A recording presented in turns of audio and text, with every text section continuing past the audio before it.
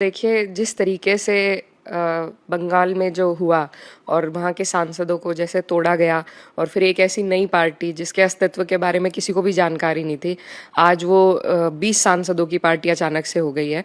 तो अगर इसी तरीके से नियम कानून बनाए जाएंगे अपनी सहूलत के हिसाब से, लोकतंत्र को तोड़ने के हिसाब से, तो उसको कैसे हम समर्थन दे सकते हैं, कैसे उस मीटिंग में सभी लोग अपनी सहमति दर्ज करा सकते हैं।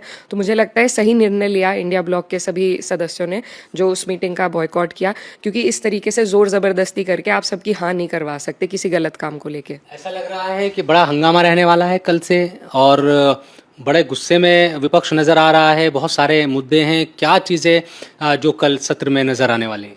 देखिए, हंगामा तो आज सड़कों पे हो रहा है, और जो हंगामा देश की सड़कों तक आ जाता है वो फिर सदन में तो बिल्कुल दोहराया जाता है। और आज कल हम प्रोटेस्ट में गए थे, जंतर मंतर पे 20-22 दिन से प्रोटेस्ट चल रही है, और जिस तरीके से कल सोनम वांगचुक जी को वहाँ बेरहमी के साथ एकदम बदतमीजी और बेरुखी से उठाया गया, घसीट के ले जाया गया, गाली गलौज तक हुई, तो बहुत ही शर्मनाक तस्वीर हमारे देश के लोकतंत्र की सामने आई।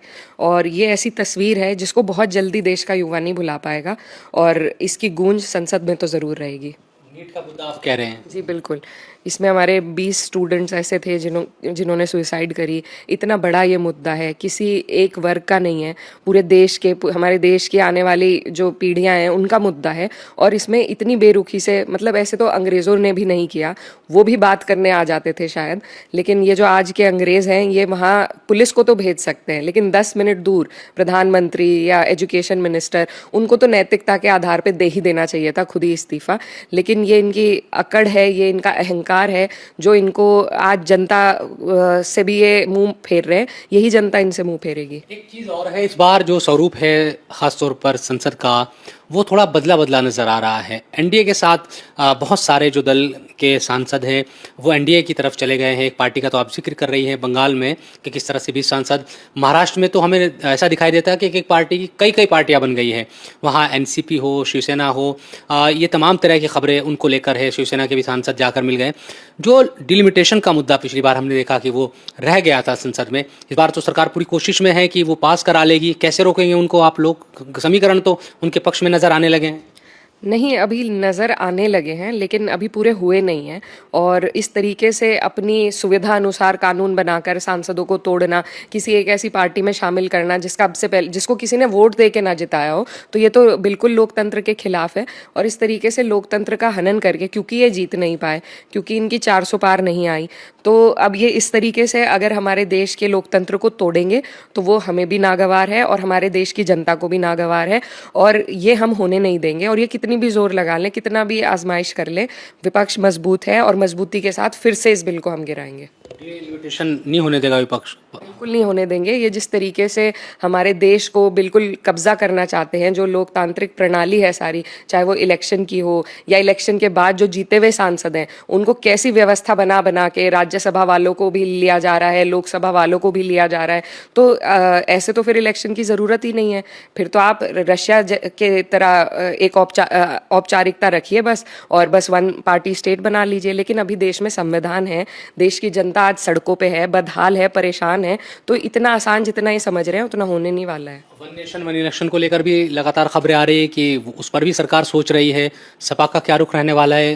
देखिए, ये सारी चीज़ें, चाहे डिलिमिटेशन हो, चाहे वन नेशन वन इलेक्शन हो, ये एक सोची समझी साजिश के तहत हो रहा है, क्योंकि भाजपा अब अपने अहंकार में इतना चूर हो चुकी है। इन्होंने काम तो कोई करे नहीं कि इनको कोई दोबारा बनाए, तो अब ये सारी व्यवस्थाओं को अपने हिसाब से हाईजैक करके ऐसी परिस्थिति बनाना चाहते हैं कि बार बार यही चुने जाए। इसमें डिलिमिटेशन में जिस तरीके से इन्होंने असम में करा, अपने सुविधा अनुसार इन्होंने बाउंड्रीज बनाई, और ताकि इनकी सीटें ज़्यादा निकल सके, वो ही ये पूरे देश भर में दोहराना चाहते हैं। वन नेशन वन इलेक्शन में भी ये चाहते हैं सारे चुनाव साथ में हो, उसके बड़े फायदे ये लोग गिनवाते हैं।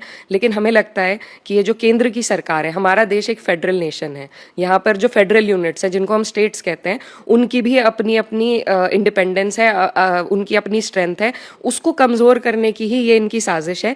और आज जैसा नीट का मुद्दा चल रहा है, अलग अलग हमारे देश में मुद्दे रहते हैं, उनका दबाव हम सिर्फ इलेक्शन के टाइम ही केंद्र की सरकार पे या किसी सरकार पे बना सकते हैं। अगर सारे चुनाव एक साथ हो जाएंगे तो 5 साल तक कोई जवाबदेही नहीं रहेगी। अब भी नहीं है, लेकिन फिर भी बिहार में चुनाव हुआ, यूपी में हुआ, किसी अन्य स्टेट में हुआ, तो एक दबाव बनाया जा सकता है जो पार्टी लड़ रही है उन पे। लेकिन जब 5 साल के लिए बिल्कुल चुप्पी हो जाएगी, फिर तो 5 साल में आप कुछ ही करिए, कोई आपसे ना पूछ सकता है, ना आप पे किसी किस्म का दबाव बना सकता है। तो ये लोकतंत्र को कमजोर करके सिर्फ और सिर्फ अपनी जो ताकत है उसको बढ़ाने के लिए आज हमारे संविधान से और लोकतंत्र से खिलवाड़ करना चाहते हैं, लेकिन वो हम होने नहीं देंगे। एक चीज़ यह है कि बुलडोज़र फिर चर्चाओं में, ख़ासतौर पर जो मौलाना मोहम्मद अली जौहर यूनिवर्सिटी रामपुर का मामला है, उसको लेकर डीएम ने जो कहा है कि 15 दिन का वक्त देते हैं, वरना उसके बाद बुलडोज़र चला दिया जाएगा। ये जो चीज़ें हैं, इन तमाम चीज़ों को आप कैसे देखती हैं? अब तक हम देख रहे हैं कि मदरसों पर, मस्जिदों पर, मज़ारों पर, दरगाहों पर, इमामबाड़ों पर बुलडोज़र चलते नज़र आ रहे हैं।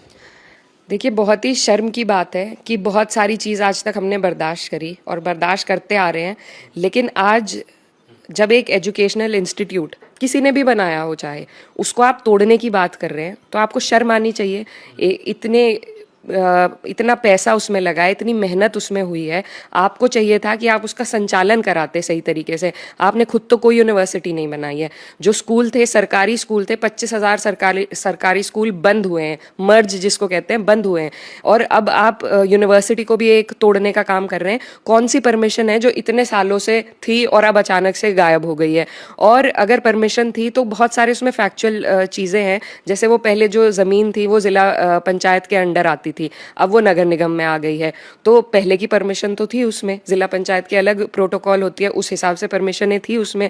अब आप उसको ऐसे, तो फिर हम ताजमहल को भी तोड़ दीजिए आप, क्योंकि उस टाइम पे तो नहीं किसी ने नगर निगम से वहाँ पर परमिशन ली होगी। तो ये बेकार की बातें हैं, ये सिर्फ और सिर्फ इनकी तानाशाही है और एक जो नफरत की राजनीति। आजम साहब के पीछे जिस तरीके से उत्तर प्रदेश की सरकार पड़ी हुई है, पूरे परिवार के पीछे, आज उनकी बनाई हुई अच्छी जो एक बहुत बड़ा इदारा उन्होंने दिया है उत्तर प्रदेश को, उसको तोड़ने, तो इसमें सिर्फ और सिर्फ हीन भावना है और कोई इसमें तथ्य नहीं है। और मुझे उम्मीद है कि हमारे देश की जो हाई कोर्ट है, हमारे प्रदेश का जो हाई कोर्ट है, वो इस यूनिवर्सिटी को बचाएगा, इसको टूटने नहीं देगा। जो भी कई ऐसी चीज़ें होती हैं, कई ऐसे कानून होते हैं जो लोग गाड़ी से जब चलते हैं स्पीड का वायलेशन करते हैं, बहुत सारी वायलेशंस ऐसी होती हैं जिनको जुर्माना लेके छोड़ दिया जाता है। तो ये इतनी बड़ी यूनिवर्सिटी है, अगर इसमें मान लीजिए कोई फैक्चुअल चीज़ ऐसी है भी जो पेपर के अनुसार आपको नहीं ठीक लग रही है, तो आप जुर्माना भरवा लीजिए, लेकिन एक इदारे को बनाने से तो आप गए, तोड़ने का आपको अधिकार कोई नहीं देता। और हम पूरी पार्टी, हम लोग लगे हुए हैं, हमारी लीगल टीम भी लगी हुई है, और ज़रूरत पड़ेगी तो वहाँ बैठकर भी इसी तरीके से हम इसको टूटने नहीं देंगे। यही सवाल है, क्योंकि समाजवादी पार्टी को जिताती रहे रामपुर की जनता लंबे वक्त से, आप लोगों के सांसद वहाँ पर रहे हैं, विधायक भी जीतते रहे हैं, समाजवादी पार्टी क्या कर रही है इसको लेकर? देखिए, फिलहाल 15 दिन का टाइम है, उस बीच में हमारी कोशिश है कि सबसे पहले जो कानूनी तरीका है उसको आजमाया जाए, उससे सुरक्षा हासिल की जाए, और जो भी अगर वो भी नहीं होता है तो हम सब वहाँ, हमें चाहे अपनी जान कुर्बान करनी पड़े, लेकिन हम बच्चों की पढ़ाई के लिए बना हुआ इतना बड़ा इदारा कुर्बान नहीं होने देंगे। एक चीज़ ये है कि यूसीसी को लेकर अब मध्य प्रदेश में भी शुरुआत हो चुकी है। उत्तराखंड में देखा, आसाम में, अब मध्य प्रदेश में भी, और वहाँ के मुख्यमंत्री तो साफ कह रहे हैं कि एक से ज़्यादा शादी किसी ने अगर की तो उसको अधिकार नहीं रह जाएगा मध्य प्रदेश में रहने का। जी, ठीक बात है। मुझे नहीं लगता है कि एक से ज़्यादा शादी कोई करता भी है, और महंगाई इतनी है कि वो संभव भी नहीं है, तो ठीक बात है। लेकिन यूसीसी जो है वो सिर्फ शादी के लिए नहीं है, उसमें बहुत सारी चीज़ें आ जाती हैं, और हमारा देश जिसमें विभिन्न प्रकार की संस्कृति हैं, हर तरह के लोग हैं, आदिवासी लोग भी हैं, अलग मज़हब के, अलग जातियों के, सबकी अलग अलग संस्कृति है।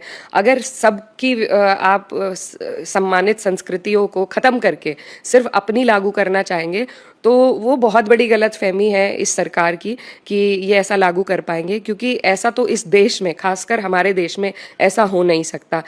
उत्तर दक्षिण में, पूर्व पश्चिम में, सब जगह इतने फासले हैं, हर 10 किलोमीटर पर हमारी डायलेक्ट बदल जाता है, भाषा बदल जाती है।